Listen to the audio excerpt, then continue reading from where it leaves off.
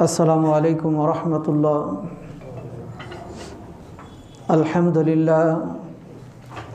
আলহামদুলিল্লাহ নাহমাদুহু ওয়া নাস্তাঈনুহু ওয়া নাস্তাগফিরুহু ওয়া নাউযু বিল্লাহি মিন শুরুরি আনফুসিনা ওয়া মিন সাইয়্যাতি আ'মালিনা। من يهد الله فلا مضل له ومن يضلله فلا هادي له ونشهد أن لا إله إلا الله وحده لا شريك له ونشهد أن محمدا عبده ورسوله الذي أرسله بالحق بشيرا ونذيرا وداعيا إلى الله بإذنه وسراجا منيرا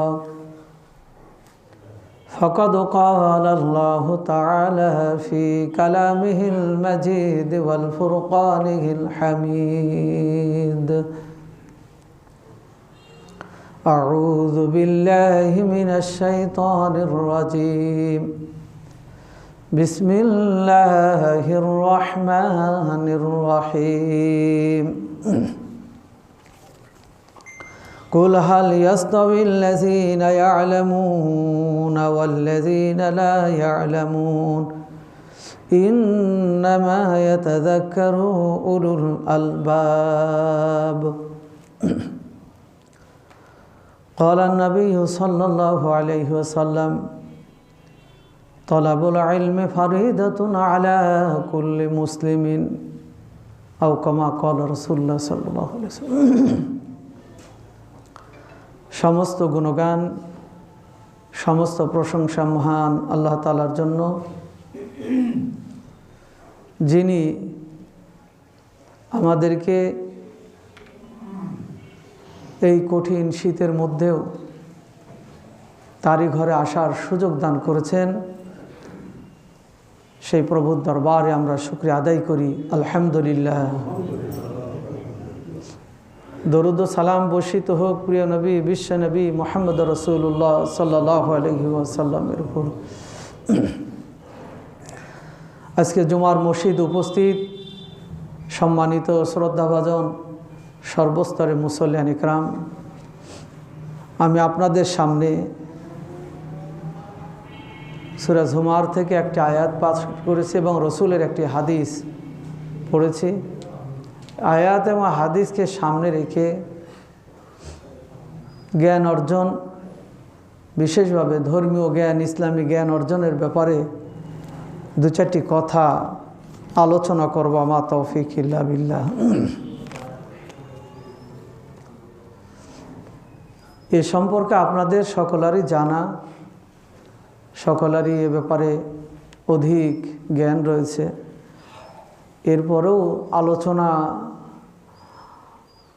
বিষয়টা বেছে নিলাম যেহেতু বছরের শুরু, আমরা আমাদের প্রজন্মদের নিয়ে, সন্তান নাতিপুতিদের নিয়ে একটু সিদ্ধান্ত নিতে পারি যাতে করে তারা আমাদের জন্য সদকা জারিয়া হতে পারে। এই জন্য এই বিষয়টা নিয়ে কিছু কথা বলার চেষ্টা করব। মা তৌফিক ইল্লা বিল্লাহ। আল্লাহ রাব্বুল আলামিন পবিত্র কোরআনে যে দিক নির্দেশনাগুলো বিশ্বনবীকে দিয়েছিলেন,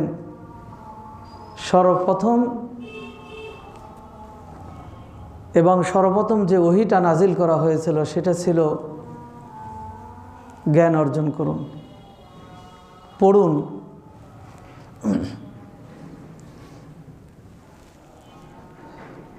আমরা জানি কোরআনের পর হাদিসের যে কিতাবের স্থান সেটা হলো বুখারী শরীফ।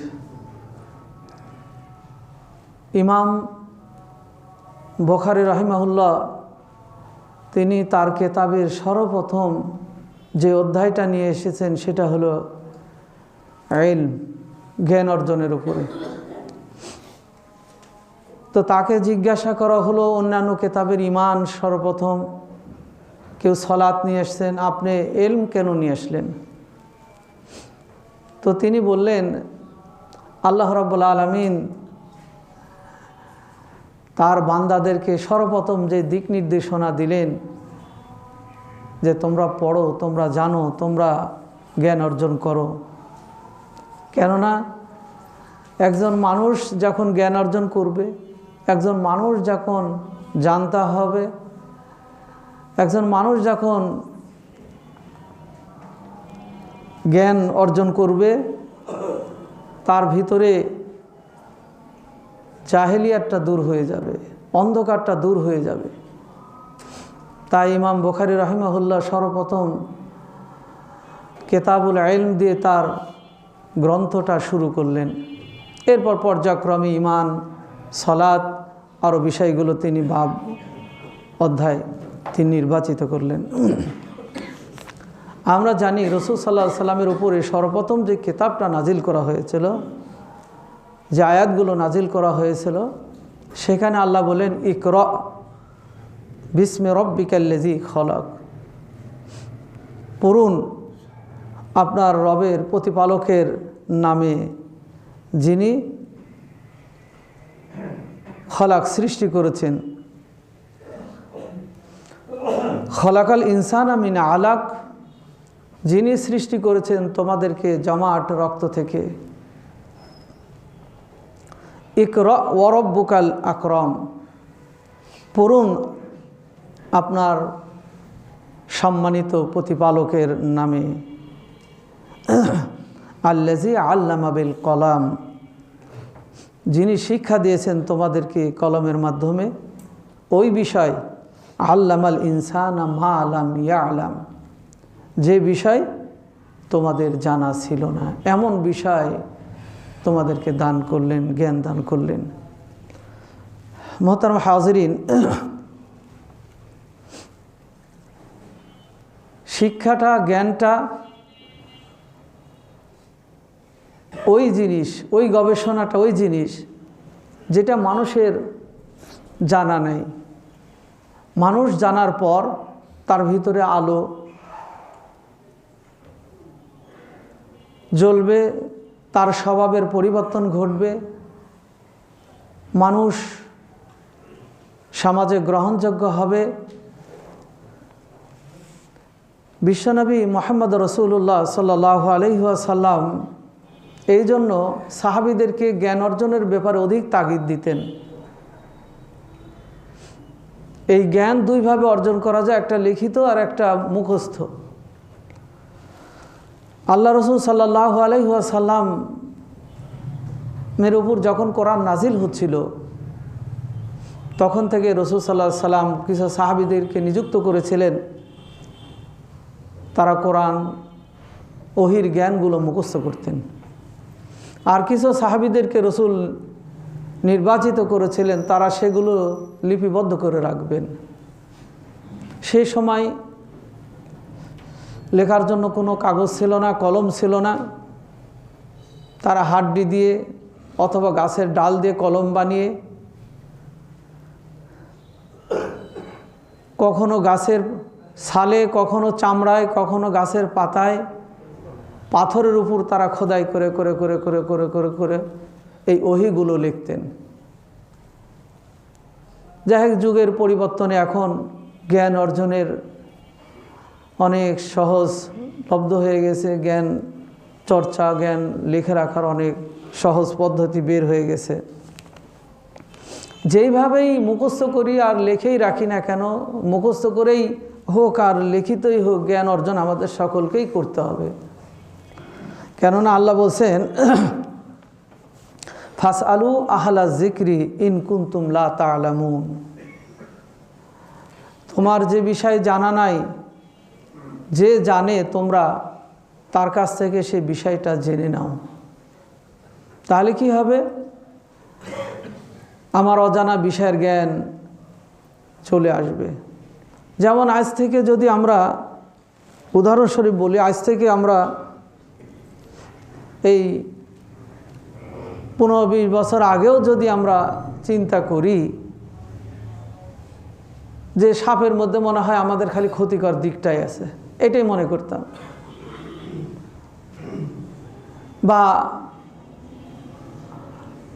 ইন্দুরের মধ্যে শুধু ক্ষতিকর দিকটাই আছে, আমাদের ধান, আমাদের শস্য, আমাদের ঘর বাড়ি নষ্ট করার কাজেও নিয়োজিত না। এখন গবেষণা করে দেখা যাচ্ছে যে সাপের মধ্যে এমন কিছু বিষয় রয়েছে, এমন কিছু উপকারিতা রয়েছে যেটা ক্যান্সার রোগের জন্য বড় ওষুধ হচ্ছে। সাপের বিষ দিয়েই ধ্বংস করা হচ্ছে। মানুষের জ্ঞান এখন সেটাতে গবেষণা করে অর্জন করে পৌঁছেছে বলে মানুষ এখন মনে করছে সাপ আমাদের জন্য কল্যাণকর, আমাদের জন্য উপকারী, একে মারা যাবে না, একে ধ্বংস করা যাবে না। এইরকম আল্লাহ যেন বলছেন, আমার এই পৃথিবীতে এমন কোনো সৃষ্টি, এমন কোনো জিনিস আমি সৃষ্টি করি নাই যেটা তোমাদের অকল্যাণের জন্য।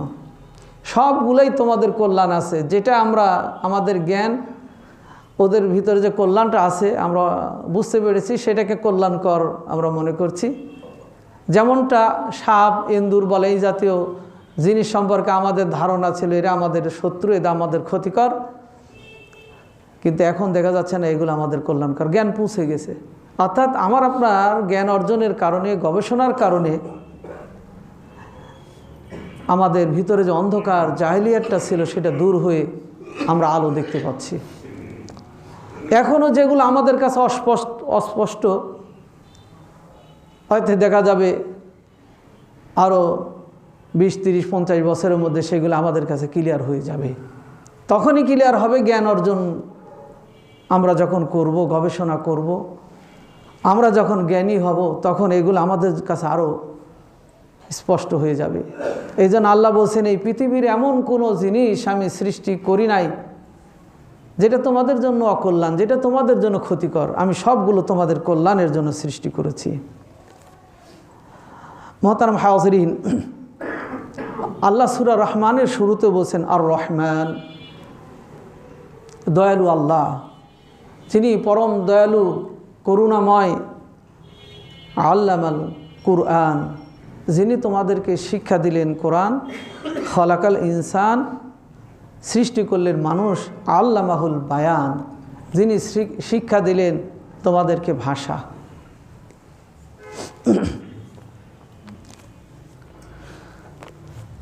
আমরা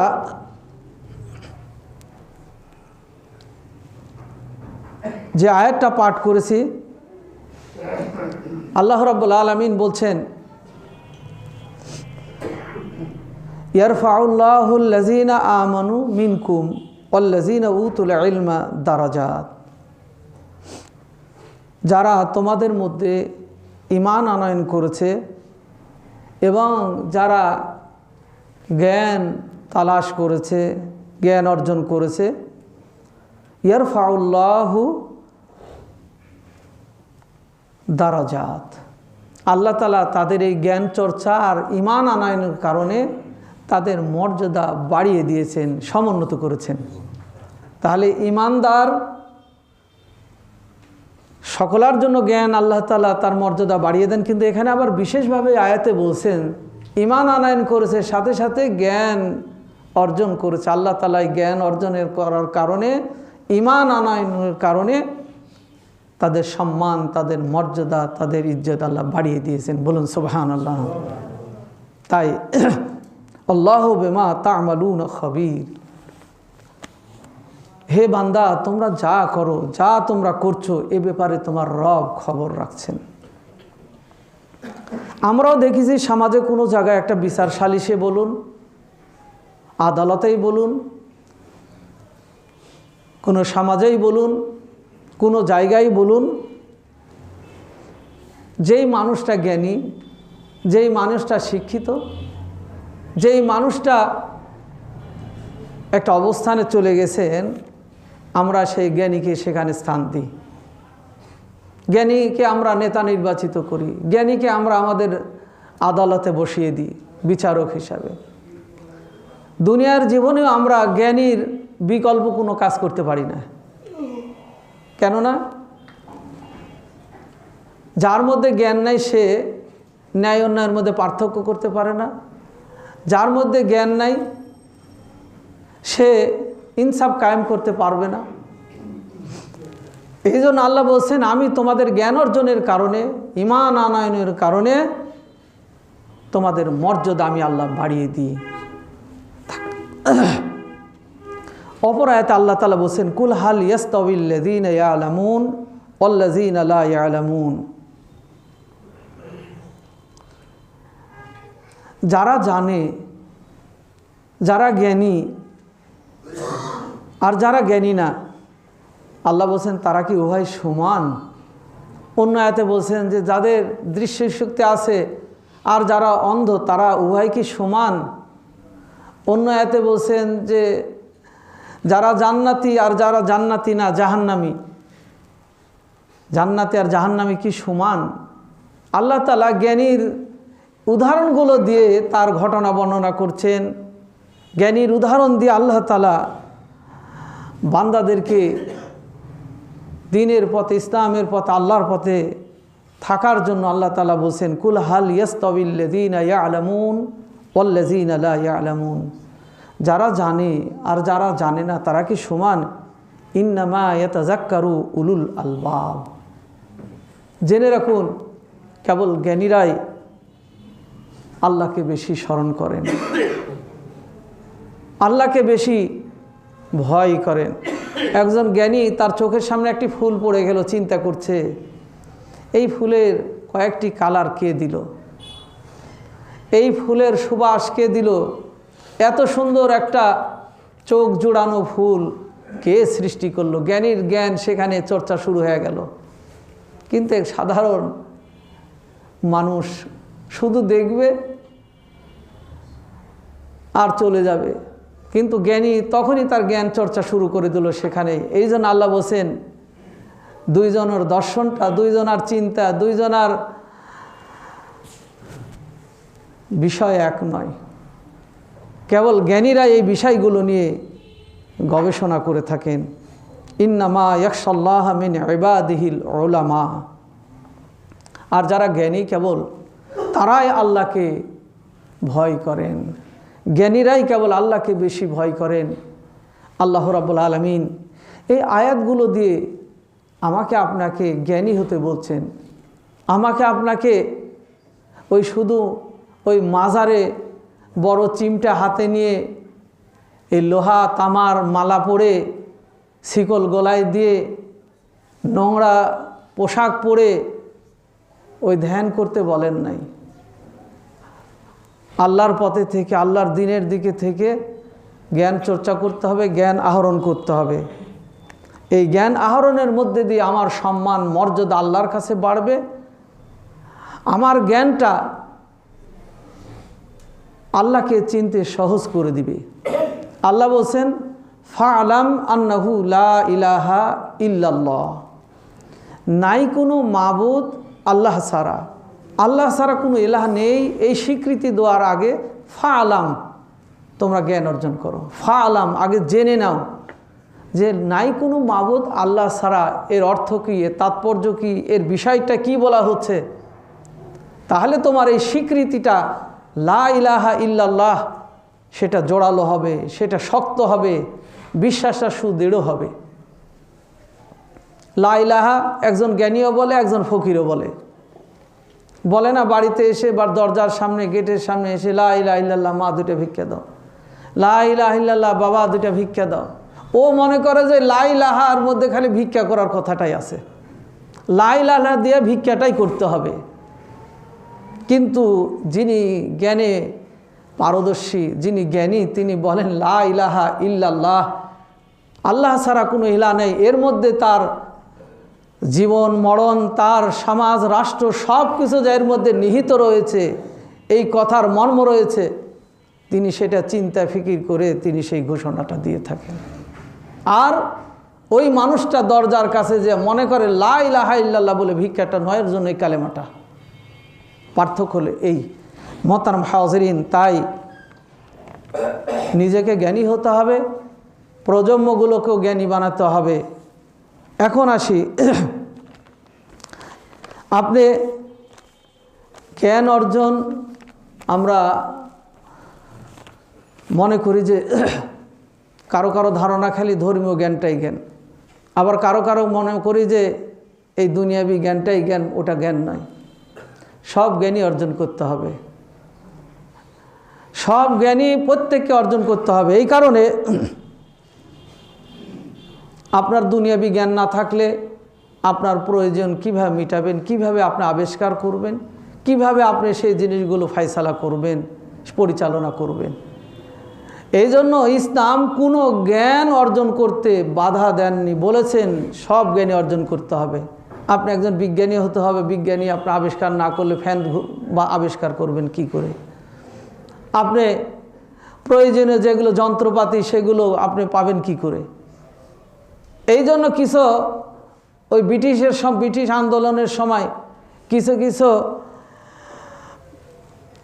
আলেম এই জ্ঞানগুলো অর্জনের ব্যাপারে অনুৎসাহিত করেছিলেন। দেখ, তাদের অজ্ঞতার কারণে হোক, বুঝতে সমস্যার কারণেই হোক। আবার কিছু সাধারণ শিক্ষিত মানুষ ধর্মীয় জ্ঞানকে দেখলে নাক ছিটকায়, ওটা প্রয়োজন নাই, এটা দিয়ে দুনিয়ার কিছু করা যাবে না। মেডিসিন সবগুলোই লাগবে, তরল মেডিসিনও প্রয়োজন, অন্যগুলোও প্রয়োজন। তাছাড়া আপনি চলবেন কি করে? আপনার যেমন দুনিয়া জ্ঞান না হলে আপনি আবিষ্কার করতে পারছেন না, ফায়সালা করতে পারছেন না, আপনার কাজ সম্পন্ন করতে পারছেন না, প্রয়োজনীয় জিনিস আপনি নিতে পারছেন না, তৈরি করতে পারছেন না। ধর্মীয় জ্ঞান না হলে আপনি দিনের পথে ইমানের পথেও থাকতে পারবেন না। তাই আমাদেরকে সব জ্ঞানই অর্জন করতে হবে। এই জন্য রাসূল সাল্লাল্লাহু আলাইহি ওয়াসাল্লাম বলেছেন, তলাবুল ইলমি ফারিদাতুন আলা কুল্লি মুসলিমিন, প্রত্যেক মুসলমানের উপর জ্ঞান অর্জন করা ফরজ। প্রত্যেক মুসলমানকেই জ্ঞান অর্জন করতে হবে, জ্ঞানের বিকল্প চিন্তা করা যাবে না। কেননা আমি আমার সন্তানকে, আমার প্রজন্মকে যদি আমি ধর্মীয় জ্ঞানের সমন্বয়ে আধুনিক জ্ঞান শিক্ষা দিয়ে যাই, ধর্মীয় জ্ঞান তাকে দিক নির্দেশনা দিবে, শরীয়ত বিষয়গুলো পালন করা, শরীয়ত বিধানগুলো মানার ব্যাপারে, হারাম হালাল থেকে সে নিজেকে হালাল গ্রহণ করবে, হারাম কীভাবে বর্জন করবে, পাপকে বর্জন করবে, ভালো পথ অনুসরণ করবে, এই দিক নির্দেশনাগুলো দিতে থাকবে। বাবা মারা যাবে, কিভাবে জানাজা করতে হবে, মা মারা যাবে, কিভাবে তার দাফন কাজ সম্পূর্ণ করতে হবে, এই জ্ঞানগুলো ধর্মীয় জ্ঞান সেই দিক নির্দেশনা তাকে দিচ্ছেন। আধুনিক জ্ঞান তাকে দুনিয়ার বেঁচে থাকার জন্য, দুনিয়ার অর্জনের জন্য, দুনিয়ার সাময়িকের জন্য তাকে উপকৃত করবে। তাই একজন যদি পূর্ণ আলেম নাও হন, সকল মুহাদ্দিস, সকল আলেমরা ঐক্যমত পোষণ করেছেন, বুনিয়াদি জ্ঞান, প্রাথমিক জ্ঞান ওই পর্যন্ত সকল আর অর্জন করা ফরজ। ওই পর্যন্ত, যে পর্যন্ত জ্ঞান, যতটুকু জ্ঞান অর্জন করলে একজন মানুষ হারাম হালালের পার্থক্য করবে, ন্যায় অন্যায়ের মধ্যে পার্থক্য করতে পারবে, শরীয়তের বিধানগুলো পালনে তাকে সহযোগিতা করবে, শরীয়তের বিধান পালনে সে কারো দ্বারস্থ হবে না, সেই পর্যন্ত জ্ঞান সকল মুসলমানকে অর্জন করা ফরজ। এই পর্যন্ত হলো ফরজ। এরপর আপনি আরও মাহির হবেন, বড় আলেম হবেন, বড় মুহাদ্দিস হবেন, মুফাসসির হবেন, ফকি হবেন, এটা এরপর লাইন দুই দিকে চলে গেল। যদি আপনি মনে করেন যে আমি ওই লাইনে চলে যাব, ওই লাইনে যেতে হবে। আর যদি মনে করেন না আমি দুনিয়াবি জ্ঞান অর্জনের মধ্যে দিয়ে এদিকে আমি কিছু করব, আপনাকে এই লাইনে আসতে হবে। কিন্তু বুনিয়াদি জ্ঞান যে পর্যন্ত আমার জীবন পরিচালনার জন্য দরকার, সে পর্যন্ত অর্জন করা সকলকে ফরজ। তাই আমার আপনার সন্তানদেরকে নিজেরা যারা আলেম হতে পেরেছি, যারা জ্ঞানী হতে পেরেছি, মাশাআল্লাহ, আল্লাহ তাদেরকে কবুল করেছেন। মা ইউরিদুল্লাহু বিহি খায়রা ইউফাক্কিহু ফিদ্দীন, আল্লাহ তাদেরকে ভালোবেসেছেন। রসুল বলেন, আল্লাহ যাকে দয়া করেছেন, যার প্রতি রহম করেছেন, আল্লাহ তার দ্বীনের জ্ঞান দ্বারা তাকে তার অন্তরটা ভরে দিয়েছেন। কিন্তু আলেম হতে পারলাম না, জ্ঞানী হতে পারলাম না, আমার আপনার টার্গেটটা নিতে হবে অবশ্যই আলেমের পিতা হব, আলেমের মা হব। এটাও যদি কারো পক্ষে সম্ভব না হয়, নিয়ত থাকতে হবে আলেমের দাদা হব, আলেমের আপনজন হব। এটাও সম্ভব যদি নাও হয়, আলেমের সহযোগী হব, আলেমের সাহায্যকারী হব, আলেমের আমি সঙ্গী হব। তাহলে আল্লাহ তাআলা আপনার এই নিয়তের কারণে আল্লাহ মর্যাদা বাড়িয়ে দিবেন। মুহতারাম হাজিরিন,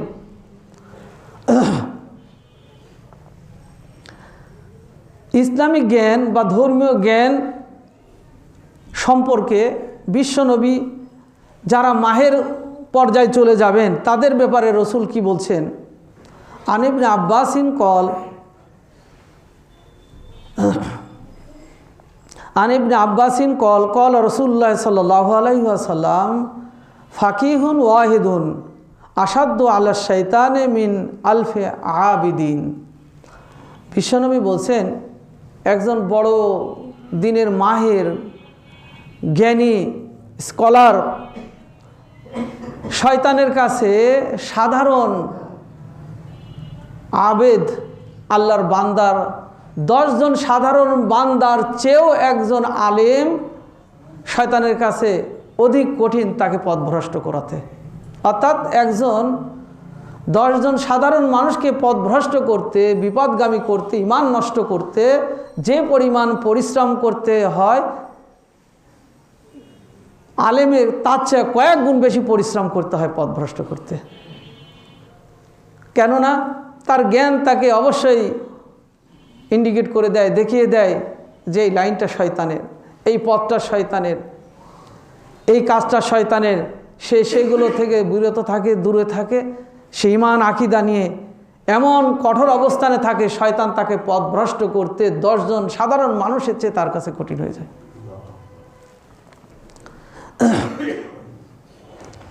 আর এই জ্ঞান অর্জন বা জ্ঞান চর্চার ব্যাপারে বিশ্বনবী বলছেন,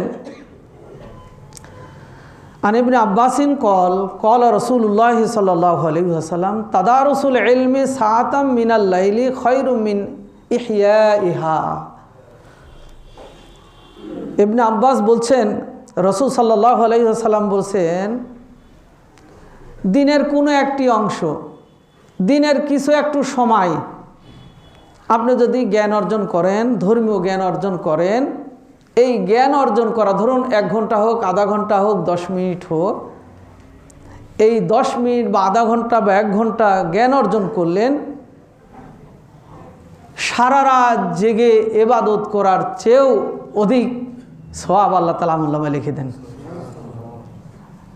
আমরা দিনে এই 24 ঘন্টার মধ্যে কোনো একটি সময় একটা নামাজ শিক্ষা নিয়ে বসি, অথবা একটা বুখারীর একটা সেট বা বুখারীর একটা খণ্ড নিয়ে বসে ধারাবাহিকভাবে 2টা 3টা একটা করে হাদিস পড়ে পড়ে পড়ে নামাজের অধ্যায়টা শেষ করি, এরপর রোজার অংশ শেষ করি, এরপর ব্যবসা অধ্যায়টা শেষ করি, বিবাহের অধ্যায়টা শেষ করি। এইভাবে যদি আপনি ধারাবাহিক জ্ঞান অর্জন করতে থাকেন, দিনের কোনো একটি সময় বা রাতের কোনো একটি সময়, সারা রাত একজন মানুষ ইবাদত করে যে আমল বা সওয়াব অর্জন করলো, আল্লাহ তাআলা তার চেয়ে বেশি আমল নামায় আপনার সওয়াব লিখে দিবেন। তাই আমরা জ্ঞান চর্চা যেন বিরত না থাকি। একজন ব্যবসায়ী দোকানে আসেন, একটা ধর্মীয় বই, একটা হাদিসের বই, একটা তাফসিরের বই রাখলাম, ব্যবসার ফাঁকে ফাঁকে একটু করে দেখছি। যিনি অফিসে আসেন তিনি সেখানে দেখছেন, যিনি কর্মব্যস্ততায় আসেন, মসজিদে আসলাম নামাজ আনতে, সেটা কোরআন তেলাওয়াতও হতে পারে, একটু কোনো ধর্মীয় বই নিয়ে বসে 2-4 মিনিট আমি একটু চিন্তা করলাম বিষয়টা নিয়ে। তাহলে আমার আপনার সারা রাত ইবাদত করার সওয়াব আল্লাহ তাআলা আমলনামায় লিখে দিবেন। মুহতারাম হাজিরিন, এমনকি রসুল বলছেন, কোনো ব্যক্তি যদি আমার 40টা হাদিস মুখস্থ রাখে, তার হাসর নাসর হবে শহীদদের সাথে, সিদ্দিকদের সাথে, সোহাদাদের সাথে। আমরা অনেকের 40টা হাদিস তার বেশি মুখস্থ আছে, অনেকেরই আছে। আরবিতেই যে হতে হবে, তলাবুল ইলমে ফারিদাতুন আলা কুল্লি মুসলিমিন, প্রত্যেক মুসলমানের উপর ধর্মীয় জ্ঞান অর্জন করা ফরজ। এর আরবিটা যদি আমার মুখস্থ না থাকে, বাংলাটা যদি থাকে যে প্রত্যেক মুসলমানের উপর ধর্মীয় জ্ঞান অর্জন করা ফরজ, এই হাদিসটার বাংলা আমার মাতৃভাষায় আমি বুঝে নিয়েছি, এটা মুখস্থ আছে আপনার ভিতরে। আমাদের প্রায় অনেকেরই মুখস্থ আছে, নামাজে দাঁড়ানোর সময় পায়ে পা, কাঁধে কাঁধ মিলে দাঁড়াতে হয়, এটা সহি হাদিস। আমি নামাজের সময় এভাবে দাঁড়াবো, হাদিসটা আপনার ভিতরে আছে, আমল করছেন। নামাজের সময় ইমাম সাহেব গয়রুল মাগদুবি আলাইহিম ওয়ালাদ-দাল্লিন বললেন, এই সময় আমিন বলতে হয়। আমিন বললে গুফির আলাহু মা তাকাদ্দামা মিন যামবিক, আল্লাহ তার পূর্বের সমস্ত গুনাহ সব মাফ করে দেন। এই দেখেন, উঠতে বসতে আমাদের যেগুলো হাদিস, এগুলো সকলেরই মুখস্থ আছে। আরবিতে কারো আছে মাশাআল্লাহ নূরুন আলা নূর, তিনি আরবিও মুখস্থ করেছেন, বাংলাও তার আছে। যার আরবি নাই, নিজ মাতৃভাষায় এরকম হাদিস মুখস্থ আছে। আল্লাহ তাআলা, আল্লাহ রসুল বলছেন, কিয়ামতের দিন নবীদের সাথে, সোহাদাদের সাথে, সিদ্দিকদের সাথে, সত্যবাদী শহীদ নবীদের সাথে সেই ব্যক্তির হাসর নাসর হবে। বলুন সুবহানাল্লাহ। তাই হাদিসটা আমরা মনে রাখবো, হাদিস অনুযায়ী আমলগুলো আমরা করতে থাকবো, তাহলে আমাদের এলেম চর্চা হলো, এলেমের উপর আমল হলো, আমার আপনার মর্যাদা দুনিয়াতেও বেড়ে গেল, আমল শুদ্ধ হলো, পরকাল আমার আপনার জন্য ভালো হবে। মোহতারাম হাজরিন, একটা দীর্ঘ হাদিস, এর আগে একটা হাদিস বলি। ক্বালা রাসূলুল্লাহ সাল্লাল্লাহু আলাইহি ওয়াসাল্লাম, মান তালাবাল ইলমা কানা কাফারাতুল লিমা মাজা। রাসূল সাল্লাল্লাহু আলাইহি ওয়াসাল্লাম বলছেন, যে ব্যক্তি ধর্মীয় জ্ঞান অর্জন করলো, এই জ্ঞান অর্জন করার কারণে কাফারাতুল লিমা মাজা, আল্লাহ তাআলা তার পূর্বের গুনাহসমূহ মাফ করে দিলেন। বলুন সুবহানাল্লাহ। তাহলে ধর্মীয় জ্ঞান অর্জন করলে আমার আপনার পূর্বের গুনার জন্য কাফারাও হয়ে যায়। তাই আমরা এই বিষয়গুলো খেয়াল রাখবো, আমাদের প্রজন্মগুলোকে এগুলো শিক্ষা দেব।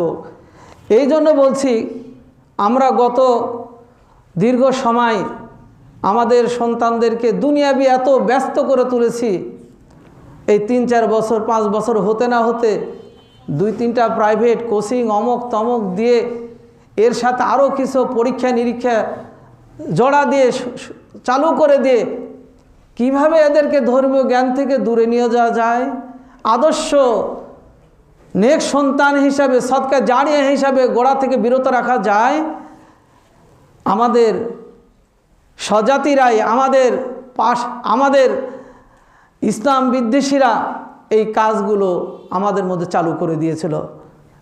এই ভারত উপমহাদেশে থেকে শুরু করে গোটা মুসলিম দেশগুলোতে, সেটা আরব কান্ট্রিতেও এবং বিভিন্ন মুসলিম দেশগুলোতে প্রাথমিক শিক্ষার জন্য মক্তব, একটা অন্য দেশে মাহাদ বলা হয়, আর আমরা সেটা বলি মক্তব। এই মক্তব শিক্ষা যে এত গুরুত্বপূর্ণ, প্রাথমিক যে ধর্মীয় জ্ঞান ওদের মধ্যে দিয়ে দিবেন বাচ্চাদের মধ্যে, ওই জিনিসটাই তার জীবন সঠিক পথে, ন্যায়ের পথে, দিনের পথে পরিচালনার জন্য এটা তার জন্য চাবি হয়ে যাবে। তাই আমরা যদি মক্তবে নাও পাঠাই, প্রত্যেকটা মসজিদে মক্তব আছে, বাচ্চাদেরকে মক্তবে পাঠাবেন। আমার মক্তব হবে, তারপর অন্যটা শিখাবো, অন্যটারও যেরকম গুরুত্ব দেব। মক্তব শিক্ষা, কোরআন, এখানে কোরআন সই শুধু শেখানো হয়, এখানে দোয়া শেখানো হয়, দৈনন্দিন জীবনে চলতে ফিরছে দোয়া। নামাজ প্র্যাকটিক্যাল কিভাবে আপনি জানাজার সালাত আদায় করবেন, আপনি ফরজ সালাত আদায় করবেন, কোন জায়গায় কোন দোয়া পড়তে হবে, এই প্র্যাকটিসগুলো এই মক্তবগুলোতে দেওয়া হয়। আপনি মারা যাবেন, এই যে আমাদের দেশের 3 বারের প্রধানমন্ত্রী, যার এই দেশের জন্য অনেক অবদান আছেন, আমরা দোয়া করি আল্লাহ তাকে জান্নাতুল ফেরদাউস দান করুন। তার উপযুক্ত সন্তান তারেক জি বা মায়ের জন্য অনেক কিছু করলেন, সবচেয়ে ভালো হতো, এর চেয়ে ভালো হতো আরও যদি নিজ মায়ের জানাজাটা তিনি করাতে পারতেন, কিন্তু সব করলেন, এটাই করলেন না, করতে পারলেন না। এমন একজন ব্যক্তি এসে জানাজা পড়ালেন, তিনি নিজেও ভুল করলেন এবং জাতিদেরকেও ভুল করালেন। উনি যদি কথাটা প্রকাশ না করেও বলতেন যে জানাজার নামাজের প্রথম তাকবীরে সানা শুধু পড়তে হবে, সূরা ফাতিহা নাই, তাহলে যারা পড়েন তারাও সাধারণ মানুষ পড়তেন। কিন্তু তিনি এমনভাবে যারা পড়তেন তাদেরকেও বাধা সৃষ্টি করলেন, একটা মিথ্যা কথা বলে এই জানাজার মানুষগুলোকে তিনি বিভ্রান্তি করলেন। আল্লাহ রসুল শিক্ষা দিয়েছেন জানাজার প্রথম তাকবীরে সানা পড়তে হবে না, সূরা ফাতিহা পড়তে হবে। জানাজার সলাত, এটা জানাজার দোয়া নয়। এই জন্য প্রত্যেক নামাজে সূরা ফাতিহা ছাড়া লা সলাতা লিমান লাম ইয়াকরা বিফাতিহাতিল কিতাব, সূরা ফাতিহা ছাড়া কোনো নামাজ হবে না। আপনারা শুনেছেন, ঘোষণা দিচ্ছেন যে প্রথম তাকবীরে সানা শুধু পড়তে হবে। একজন বড় আলেম, জাতীয় মসজিদের খতিব, তার এই জ্ঞানহীন একটা বানোয়াট একটা কথা বলে মানুষকে একটা উত্তম জানাজা থেকে তিনি বিরত রাখলেন। আমার ভাইয়েরা, সঠিক কথা বলতে হবে, মিথ্যাকে পদদলিত করতে হবে। মিথ্যা বানোয়াট আমাদের সমাজে অনেক হাদিস চালু আছে, হাদিসের নাম দিয়ে চালু আছে। এগুলো কোন আমার আপনার ঈমান আকীদা, আমার আপনার ইবাদত নষ্ট করে ফেলছেন। তাই এটা বলতে চাই যে আমার আপনার সন্তানকে উপযুক্ত করে যদি রেখে যেতে পারি, তাহলে সেই সন্তান আমার জানাজা পড়বে, সেই সন্তান আমার জন্য সদকা জারিয়া হবে, বাবার জন্য দোয়া করবে, মায়ের জন্য দোয়া করবে, পরিবারের জন্য দোয়া করবে, আত্মীয় স্বজনের জন্য দোয়া করবেন। মোহতারাম হাজিরিন, আমরা এই আশাটুকু করি, কেননা কিয়ামতের দিন ভয়ানক একটা অবস্থা হবে। আপনি যদি আলেম হতে পারেন, আপনার মাথায় আল্লাহ নূরের তাজ পরিয়ে দিবেন, মুটুক পরিয়ে দিবেন, একটা নূরের তাজে গোটা হাসরের ময়দান আলোকিত হয়ে যাবে। আপনি যদি আলেমের পিতা হতে পারেন, আপনার মর্যাদা উপরে, আপনার উঁচু সিংহাসনে বসিয়ে আপনার হাসর নাসর হবে। মানুষ বলবে দুনিয়ার জীবনে এই লোকটা কি আমল করেছে। আজকে মানুষ হাই হুতাশ করছে, কি হবে, কি ঘটবে। আজকে তাকে সম্মান দিয়ে হাসর নাসর হচ্ছে, তিনি ফেরেশতারা বলবেন ইনি হলেন আলেমের পিতা, আলেমের মাথা। মোহতারাম হাজিরিন, এরপরও রসুল বলছেন যদি তুমি আলেমের সহযোগী হয়ে যাও, তাহলে তোমার জন্য ওই আলেম সুপারিশকারী কিয়ামতের দিন হবেন। আল্লাহ বলবেন যে তোমার আপনজনদের, তোমার হিতাকাঙ্ক্ষীদের মধ্যে থেকে তুমি কি করো, 10 জনকে নিয়ে তুমি জান্নাতে যাও। মোহতারাম হাজিরিন, আলেমের পিতা হন অথবা আলেমার পিতা হন, হাফেজের পিতা হন, হাফেজের মাতা হন, হাফেজার মাতা হন, আল্লাহ তাআলা সম্মান বাড়িয়ে দিবেন। কারণ দেখুন, আল্লাহ রসুল সাল্লাল্লাহু আলাইহি ওয়াসাল্লাম বলছেন, আন আলী রাদিয়াল্লাহু আনহু কল নি'মার রাজুলু ফাকিহুন ফিদ্দিন, একজন দ্বীনের জ্ঞানী, একজন দ্বীনের মাহের স্কলার কতই না সুন্দর। ইন ইহতিজা ইলাইহি নাফা, যদি তার নিকটে কেউ উপস্থিত হয়, তার সঙ্গ দেয়, তার সাথে যদি চলে, সে সেখান থেকে উপকৃত হয়, আলো পায়। হ্যাঁ, আপনাদের হয়তো মনে হবে যে কিছু আলেম তো দেখছি বিপদগামী, হতেই পারে, পদস্খলন ঘটে গেছে, সেটা ওই আলেমকে তার এলেমে আলো জ্বালাতে পারেনি। ওই বৃক্ষের ন্যায় যে বৃক্ষ খাড়া হয়ে আছে, ফল দেয় না, ওই আলেমের এলেম তাকে আলো জ্বালাতে পারেনি। কিন্তু যিনি ধার্মিক, যিনি আমলদার, জ্ঞানী আলেম, বসে তোমরা তার নিকটবর্তী যদি হও, তাহলে তোমার ভিতরে আলো জ্বলবে। ওয়াইন উস্তুগনি আনহু আনহু নাফা সাহু, আর যদি তুমি তার বিদ্বেষী হয়ে যাও, আলেম বিদ্বেষী হয়, তাহলে তার ভিতর জাহেলিয়াত প্রবেশ করতে থাকে। আলেম সম্পর্কে খারাপ ধারণা করা যাবে না। আলেম সম্পর্কে, যিনি জ্ঞানী, যিনি আমলদার আলেম, তার সম্পর্কে ভালো ধারণা পোষণ করতে হবে। আলেমের বিদ্বেষী হওয়া ইসলাম, আল্লাহ রসুল নিষেধ করছেন। কেননা আলেমের জন্য দীর্ঘ একটা হাদিস আমি বলেই খুতবা শেষ করে দিব। আন আবি দারদা কল সামিত রাসূলুল্লাহ সাল্লাল্লাহু আলাইহি ওয়াসাল্লাম, আবু দারদা থেকে বর্ণিত, তিনি বলেন রাসূল সাল্লাল্লাহু আলাইহি ওয়াসাল্লাম বলেছেন, ইয়াকুলু মান সালাকা তরিকান ইয়াগনি ফিহি ইলমান সাহালাল্লাহু লাহু তরিকান ফিল জান্নাহ, যে ব্যক্তি জ্ঞান অর্জন করতে, যে দ্বীনের জ্ঞান অর্জন করতে রাস্তায় বের হন, আল্লাহ তাআলা তার জন্য জান্নাতের রাস্তাটাও সহজ করে দেন, জান্নাতের রাস্তাও আল্লাহ তাআলা প্রসার করে দেন। ওয়াইনাল মালাইকাতা লাতাফাযু আজনিহাতিহা রাযা লি সাহিবিল ইলম। এই ধর্মীয় জ্ঞান অর্জন করতে রাস্তায় বের হওয়ার কারণে ফেরেশতারা তার প্রতি সন্তুষ্ট হয়ে যান যে আজনিহাতিহা, তারা তাদের রাহমাতের ডানাটা তাদের পায়ের নিচে বিছিয়ে দেন। বলুন সুবহানাল্লাহ। ওয়াইনাল আলিমা লা ইস্তাগফিরু লাহু মিন ফিস সামাওয়াতি ওয়া মান ফিল আরদি হাত্তাল হিতানু ফিল মাই। এই আলেমদের জন্য, এই জ্ঞান উন্মেষণকারীর জন্য জমিন এবং আসমানে আল্লাহ তাআলার যত রকম মাখলুক আছে সকলেই দোয়া করতে থাকে। এমনকি সমুদ্রের মাছ পিপিলিকে গর্তে থাকা পিপিলিকা পর্যন্ত তাদের জন্য দোয়া করেন, তাদের জন্য ক্ষমা প্রার্থনা করেন। মোহতারম হাজরিন, এই আমলদার এলেম অর্জনকারীদের মর্যাদা দেখুন কত বড়। জমিনের আসমানের যত মাখলুক আছে সকলে দোয়া করে, এমনকি সমুদ্রের মাছ গর্তের পিপিলিকা পর্যন্ত তার জন্য দোয়া করে। ও ফাজলুল আলিম আলাল আবিদি কা ফাজলুল কমারে আলা সাইরিল কাওয়াকিবি। আল্লাহ রসুল বলছেন, একজন আলেমের মর্যাদা হলো যেমন লক্ষ লক্ষ নক্ষত্রের মাঝে যখন 14 তারিখের চাঁদ যেরকম ফুটে ওঠে তা চাঁদের মর্যাদা, ঠিক সাধারণ মানুষের কাছে একজন এই ধর্মীয় জ্ঞান অর্জনকারী আলেমের মর্যাদা ঠিক ওই চাঁদের মতো। ইন্নাল উলামা ওয়ারাসাতুল আম্বিয়া ওয়া ইন্নাল আম্বিয়াও ওয়ালাম ইউরাসু দিনারান ওয়ালা দিরহামান। আলেমরা হলো নবীদের ওয়ারিশ। নবীদের যে কাজ ছিল মানুষের দাঁড়ে দাঁড়ে দাওয়াত পৌঁছে দেওয়া, আলেমরা সেই কাজ করেন। নবী রসুল কোনো দেনার দেরহাম রেখে যান নাই। কীভাবে ওয়ারিশ হলেন? আল্লাহ রসুল বলছে, ইন্নামা ওয়ার রসুল ইলমা ফামান আখাজা বিহি আখাজা বে হাফজিন ওয়াফেরিন। আলেম নবীরা কোনো দেনার দেরহাম রেখে যান না, বরং তারা রেখে গেছেন জ্ঞান। যে ব্যক্তি নবীদের জ্ঞান অর্থাৎ ওহির জ্ঞান, রসুলের জ্ঞান এগুলো অর্জন করবে সেজন্য অনেক সম্পদের ওয়ারিশ হয়ে গেল। মোহতারাম হাজরিন, তাই আমরাও জ্ঞান চর্চা করি। আমাদের জ্ঞান যে যুবককালে অর্জন করতে পারিনি বলে বন্ধ হয়ে গেছে তা না।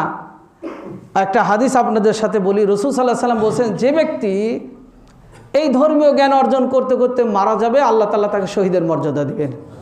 আপনি যদি এই নিয়তটা করেন যে আমি ধর্মীয় জ্ঞান প্রতিদিন অর্জন করব, শোয়ার সময় একটা বই নিয়ে একটু পড়ব, মসজিদে এসে কখনো সময় পেলে আমি একটু জ্ঞান চর্চা করব, আমি তালবে ইলম হিসাবে আমার শেষ নিঃশ্বাস আমি ত্যাগ করতে চাই, যদি এই নিয়তে আপনি থাকেন, আল্লাহ তাআলা আপনাকে ওই নিয়তের কারণে আল্লাহ তাআলা শহীদের মর্যাদা দান করবেন। এরপরও রাসূল সাল্লাল্লাহু আলাইহি ওয়াসাল্লাম বলেছেন, মারা যাবেন সব আমল বন্ধ হয়ে যাবে। যদি আপনি নেক সন্তান রেখে যান, আপনি ভালো জ্ঞান ধর্মীয় জ্ঞান বিতরণ করে যান, কোরআন শিখেছেন, অন্যকে শিক্ষা দিলেন, নেক সন্তান রেখে গেলেন, ভালো কাজ করে গেলেন, এই 3টি কাজ যদি আপনার রেখে যাওয়া হয়, আপনি যদি দুনিয়ার জীবনে যদি এগুলো আপনি রেখে যান, মারা যাওয়ার পরেও আপনার আমলের দরজা বন্ধ হবে না। তাই আসি, আমরা যতটুকু জ্ঞান জানি অপরকে সেটা দিই, আমরা যতটুকু জানিছি তার উপর আমল করি। আমাদের সন্তানদেরকে, আমাদের প্রজন্মগুলোকে নতুন বছরে আমরা বিভিন্ন প্রতিষ্ঠানে দেব।